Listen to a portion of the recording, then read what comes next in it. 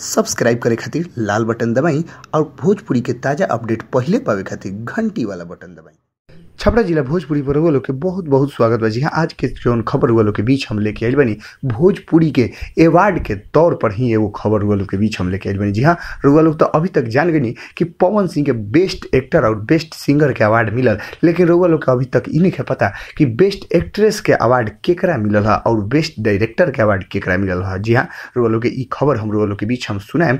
पहले रुआ लोग लाल बटन दबा के सब्सक्राइब करी और घंटी वाला बटन दबा के सबसे तेज अपडेट पाई। जी हाँ, आज के जो सबसे बड़ खबर बा लोग के बता दी कि भोजपुरी के सुपर स्टार फिल्म अभिनेता अभिनेत्री और डायरेक्टर के अवार्ड मिलल हटे, लेकिन केकरा मिलल है ये रुआ लोग जन्नी है अभी खाली पवन सिंह के बारे में कि उनका बेस्ट एक्टर और बेस्ट सिंगर के अवार्ड मिलल है, लेकिन बेस्ट एक्ट्रेस और बेस्ट डायरेक्टर यानी सबसे बढ़िया हीरोइन और सबसे बढ़िया डायरेक्टर के अवार्ड केकरा मिलल है तो रुआ लोग के बता दी कि वो हीरोइन के नाम हटे रानी चटर्जी। जी हाँ, रानी चटर्जी के बारे में रुआ लोग बहुत पहले से जानता नहीं।